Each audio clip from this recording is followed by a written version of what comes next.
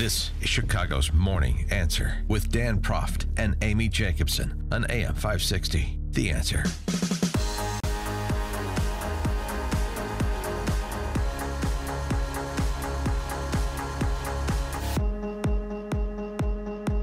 Top of the morning, Dan and Amy. And Amy, just want to pass along a word I got yesterday. What? Went to the Northwestern Iowa game up in Evanston. Oh, yeah, we beat you 73-63? Neither one of us played, but yes, Iowa did win. Yeah, we won. And by the way, I suggest I wanted to go because I want to see what the new The new arena. Welsh Ryan. It's unbelievable, the makeover. It's really a nice venue now. It was a terrible fan experience before. It's good. It was like a high school gym before. And if I can recommend, you want to go see a Northwestern basketball game? We're talking about Northwestern. May I suggest, if I could, offer a recommendation for the Korean beef in the Wilson Club, which is the only place to see the game. You sat in the Wilson Club? Yeah, that's right. You're such a snob. 2 rows in front of the great Doug Collins. Really? Did he say hi to you? Hi, Dan? No, I said hi to him. I said, big fan. Great to see you, Coach. Oh, you're such he's there. Obviously, he's there to cheer on his kid. Yeah, right. Chris. Doug Collins, Illinois State's very own, number 1 pick in the 1973 draft, 4-time All-Star, great perm in the 80s. I mean, Ditka gets all the credit for his perm. Coach. Doug Collins had a great 1980s perm. And a bi-level perm at that. And I think that's underappreciated about his career, the perm. And frankly, if he could have gotten along a little bit better with the front office, he'd have 6 rings. But I didn't say that to him. No, you didn't say that to him. All right. But again, what was the final score? Iowa won. But here's the thing. I was a mediocre team, too, so don't get too excited about Iowa this year in the Big Ten. Jeff Moe, though, did take me aside and he said, could you tell Amy I want my Letterman's jacket back? Shh, that's her secret. He also said, I couldn't believe back in the day she dumped me for a competitive eater. So I just wanted to pass along the word that I got from Jeff Moe. He graduated Iowa, from great. Yeah, thanks. All right, we have to get back to serious topics. We can't just talk college basketball, Amy. And to help us with some sobriety is Mike Gallagher, our colleague. Mike Gallagher's host of the Mike Gallagher Show. Follows us at 9 a.m. Mike, thanks for being with us again. Appreciate it. Amy, did you notice he sat 2 rows in front of Doug Collins? He made sure to say that he didn't sit behind Doug Collins. Exactly. He sat and he had a better seat than Doug Collins because Dan, is the man with the plan. He gets into venues and he goes where he wants to go and he sits in the club and he just, he's the elite. He's Mike, part of the 1%. Mike, do you know Chance the Rapper retweeted one of his tweets? Yeah. Who doesn't know that? I've been talking about it for months. Yeah. It's a big deal. It's a lead. Mike, look, it's not important who sat 2 rows in front of whom, but yes, I was in front of him. Yeah, I noticed you brought it. I noticed you mentioned. You didn't say you sat near Doug Collins. I've done that before. I'm like, I sat 4 rows in front of Steve Martin at that play. You guys counted. Don't make a big deal about it. Why are you making a big deal about it? I'm just an observer. Yeah. All I heard, I'm listening to the show. I'm listening to Dan and Amy like I do every morning coming into work. And I've got you on the app, and I'm driving through town, and I'm saying, 2 rows in front of Doug Collins, eh? Okay. Yeah, a big Broadway show star like you, you're driving it, you're being driven in. No. I drive. All right. I used to Uber in, but I got so sick of the herky-jerky Uber drivers and trying to listen and read the paper and stuff. So now I can just kind of – I really do. I listen to you guys every single morning driving in here in Manhattan. It's a chilly 30 degrees. I'm looking up at your screen. It's 19 degrees in Chicago, so we're a little warmer than you are. But, no, listen, you guys are great show prep. No, a lot of people notice. A lot of Dan and Amy listeners notice that I bring stuff up on my show that you've covered. And, I just try to you guys you raise the bar high. I just try to climb it. All right. Thanks, Mike Gallagher, sucking up to Amy like that. Golly. No, I mean, I wanted to get all antagonistic with you, but you're going to be so nice. I can't feel guilty. Well, why antagonistic? I'm What's kidding. there to be antagonistic about? We got a president who's fighting for Americans. We got a president who's finally showing Nancy Pelosi what it's like to have her meet her match. You got a president who's going to put a big spotlight on the border. We got news about 20 dead bodies found near the border, 17 of them burned. Mexican authorities discovering 20 bodies yesterday near the city of Nuevo Laredo, which of course is close to the U.S. border. Now we're getting reports of the number of sick kids soaring at the border, tuberculosis, flu, infections. They're referring, get this guys, 50 people a day for urgent medical care. You know, the fact that 2 kids died in American custody is awful, and your heart goes out to those children and their families, but I'm surprised there's not 2 a day, considering what we've got. We have, in the words of the Washington Post, we have an emergency. We've got a crisis. And the president is finally the first president in my lifetime who's come along who's trying to do something about it. And, you know. But there's a problem. The problem is that he didn't bring enough candy for everyone when he had that meeting with the Wonder Twins, Pelosi and Pagliacci yesterday. That was great optics, wasn't it, the other night? They looked good the other night on that behind that podium. That was fantastic. That was a really Somebody good said look. they looked like they were embalmed. I mean, it was like, listen, I go to Universal down in Florida. They have a haunted house. They have all those haunted houses. Pretty cool. And they need to do a Chuck and Nancy exhibit because that was a scary vision. Somebody somewhere on the Democrat side thought that was a good idea.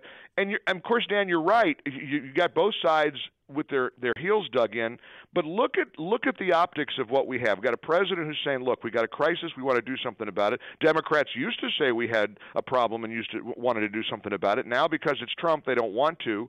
And look what's emerging. You know, Chuck and Nancy, the American Gothic portrait. You've got Alexandria Ocasio-Cortez openly and literally saying that the illegals are more American than those Americans here who want law and order and want a secure border. You've got Democrat leadership doubling down like de Blasio in New York. I mean, you think Rahm Emanuel is a piece of work. How about de Blasio and his promise of comprehensive health care for illegals and poor people? So you got hundreds of thousands of people here in New York who are illegal immigrants who are going to get, I guess, mammograms and colonoscopies and mental health counseling. And, of course, he says free. Free means taxpayers. You know, $100 million, he said. Tucker Carlson, I had him on the show yesterday. He laughed. He said, yeah, I got a calculator on my iPhone. $100 million times, into 600,000, that's $160 a person. You think there's going to be health care provided to the tune of $160 per person? These guys don't make sense.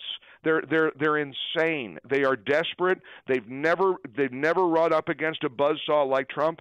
And I don't know about you, Dan and Amy, but I don't see Trump backing down one bit. I don't think he's going to back off of this. Well, do you think he's going to, because he still holds a final card, and that's declaring a national emergency.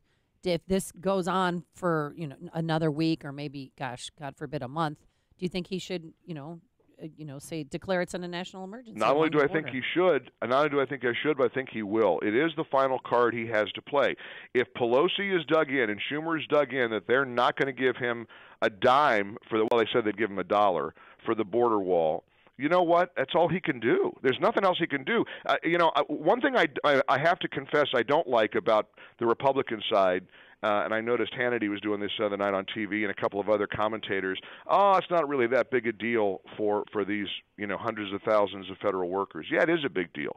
It's a very big deal. We none of us should forget what it's like to live paycheck to paycheck. And for people who are, these TSA workers make on average $30,000 a year. So it's not like these are wealthy people. We gotta keep them in mind and remember that this is a big deal to people who aren't going to get paid tomorrow. No, I agree with that. However, one caveat to that. So absolutely empathy to people who are missing a paycheck, who lose their jobs. Private sector, public sector, doesn't matter. You want everybody to be successful, be able to support themselves, their family, all of that. So stipulated. However, the shutdown, shakedown stories from NPR and USA Today that the guy who places my shoes just so on the conveyor belt, quitting his job at TSA is the end of Western civilization is a little much for me. Listen, don't think for 1 minute the Democrats care one whit about people who are not going to get their paycheck tomorrow. All of a sudden now Democrats are acting like they have fiscal responsibility. Are you kidding me? This is a joke. The reason there's a shutdown is because they're dug in. Trump has made all kinds of concessions already. He's clearly willing to compromise. He's talked, all right, you don't want cement? We'll do steel. You don't want a secure barrier? We'll do slats where you can see through it. I mean, he's twisting himself into a pretzel, quite frankly, to meet them halfway. He's a deal maker. He's used to that. He wants to win, and he will win, but he's willing to sit down at the table with them. When they say, no, we're not going to give you any support for a border wall, bye-bye, meeting's over, I'm taking my candy, and I'm going back to the Oval Office or I'm going back to the residence because you guys aren't willing to talk. And, whether the American people get that message or not, I don't know, but I do believe this president won't back down. Lindsey Graham is right when he says if the president loses this, he loses the presidency, and we're doomed. We're going to be in big trouble in 2020. So do you think that, assuming the impasse stays in its current stasis, do you think that he pulls the trigger on his emergency powers and, risks the litigation that will come before his State of the Union address at month's end? Perhaps. I mean, or he waits until the State of the Union. I mean, it's going to happen. You're right. They'll go judge shopping and they'll try to find a way to stop it. But I don't know the downside to declaring a national emergency. I mean, when you can point to the front page of the Washington Post as confirming it's a crisis, we have a border crisis. We 60,000 people, trying to get into this country, and we see the funerals, and the list is as long as your arm of people murdered and people killed and people raped and destroyed, lives upended by illegals who shouldn't be here. There are a lot of bad people that have come into this country, along with a lot of really good people who just want to work hard, and we get it.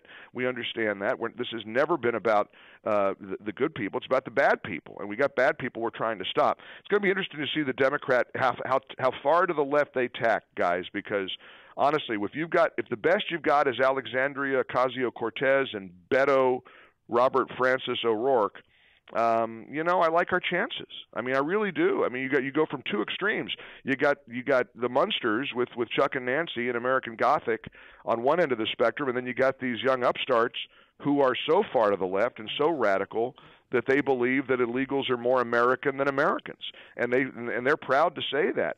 So, I don't think they have much of a vision. I just read an article yesterday, incidentally, in New York Magazine about Bernie. Don't count Bernie Sanders out in 2020. No, we need another white hair. Yeah. Yeah. No. Yeah, but you know what? I kind of wrote him off, and then read this article that talks about how he's taking it very seriously, and he thinks that he's got a shot. Of course, they all do. There's going to be about 167 Democrats who are going to try to challenge President Trump in 2020. He's going to have his hands full. Well, that's exactly why Bernie has a shot if he can be a proxy for Alexandria Ocasio-Cortez, right? Exactly, and he not only a proxy for her, but there's also some bad blood within that whole faction. Don't forget, he's not a Democrat. He's an independent socialist. He's a communist, but it's a conversation for another day. But there's all this infighting within the Democrats going on right now between moderates and how far to the left we should go, how institutional we should go, and don't think it's just the Republicans who have a headache right now. The Democrats have a big fat headache on their hands. All right, you can hash this out with Mike Gallagher starting at 9 a.m. on his show. I'm going to try to be 2 rows in front of Doug Collins. There you go. That's the best seat in the house, Mike. That's where you want to be. Mike Gallagher. And eat your Korean beef. Thanks for joining us, Mike. Take care, guys. See ya. And he joined us on our turnkey.pro answer line. The more you listen, the more you'll know. This is Chicago's Morning Answer. On AM 560. The Answer.